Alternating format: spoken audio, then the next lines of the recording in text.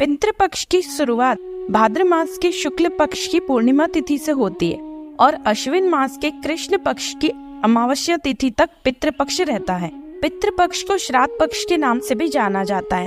पितृपक्ष में पितरों का श्राद्ध और तर्पण किया जाता है। धार्मिक मान्यताओं के अनुसार पितृपक्ष के दौरान पितृ संबंधित कार्य करने से पितरों को मोक्ष की प्राप्ति होती है। इस पक्ष में विधि विधान से पितृ संबंधित कार्य करने से पितरों का आशीर्वाद प्राप्त होता है।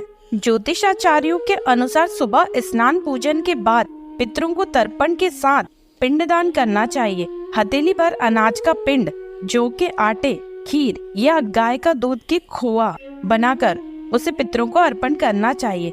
इसके अलावा गंगाजल, कुश, काले तिल, फूल, फल और दूध व उनसे बने पकवान अर्पण करना चाहिए। पूर्वजों के नाम से गाय, कुत्ता, कौवा के लिए भोजन निकालना चाहिए ताकि ऋण कुछ कम हो सके। इसके साथ ही सुबह सुबह घर और द्वार साफ करें। मुख्य द्वार पर आटे से चौक बनाएं। पूर्वजों को कुश या घास की कुशा बनाकर पानी दें। फिर घर में बने पकवान चढ़ाएं। तोरई या केले के पत्ते पर भोजन रखकर भोजन छत पर रखें। पशु पक्षियों को भोजन कराएं। पितरों के नाम से गाय, कौवा, कुत्ता के लिए भोजन निकालें। गरीबों और ब्राह्मणों को कुछ न कुछ दान दें। शुभ और कोई नए काम की शुरुआत न करें। पितृ स्तोत्र का पाठ करें। पूर्वजों को याद करें। प्रतिदिन हनुमान चालीसा पढ़े। श्राद्ध पक्ष में अच्छे से श्राद्ध कर्म करें। गरीब, अपंग व विधवा महिलाओं को दान दे। गीता का 7वां अध्याय या मार्कंडे पुराण अंतर्गत पितृ स्तुति करें। 13, 14, अमावस्या और पूर्णिमा के दिन गोबर का कंडा जलाकर उस पर गुड़, घी पितरों के नाम से छोड़े। मांस और मदिरा से दूर रहें। केसर या चंदन का तिलक लगाएं।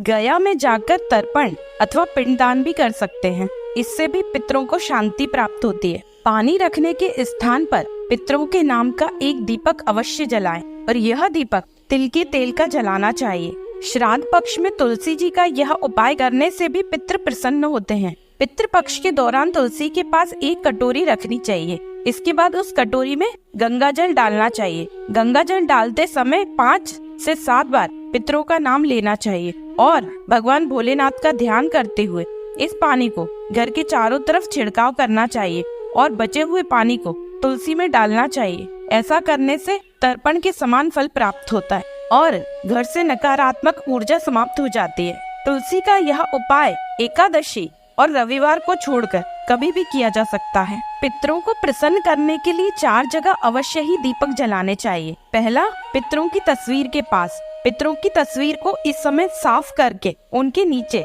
एक दीपक जलाना चाहिए। दूसरा, पीपल के पेड़ के नीचे। पीपल के पेड़ में समस्त देवी देवताओं का वास रहता है। साथ ही हमारे पितृ भी इसमें निवास करते हैं।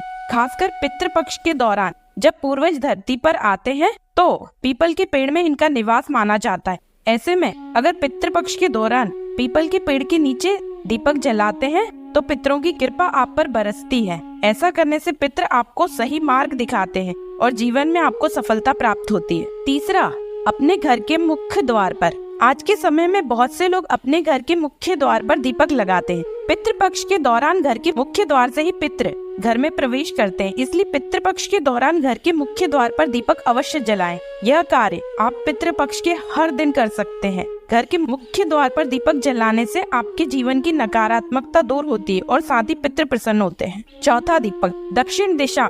दक्षिण दिशा को शास्त्रों के अनुसार यम की दिशा भी मानी जाती है और यह पितरों की दिशा भी मानी गई है। इसलिए इस दिशा में दीपक जलाने से पूर्वजों की आत्मा तृप्त होती है। एक चौमुखी दीपक दक्षिण दिशा में जलाने पर आपको पितृ दोष से भी मुक्ति मिलती है। यह उपाय करने से आपको करियर, कारोबार में आ रही परेशानियों का भी हल मिलने लगता है। इसलिए हर किसी को पितृ पक्ष के दौरान इन 4 जगहों पर दीपक अवश्य जलाना चाहिए और अगर यह दीपक तिल के तेल का जला सके तो बहुत ज्यादा लाभ होगा। जय श्री राम।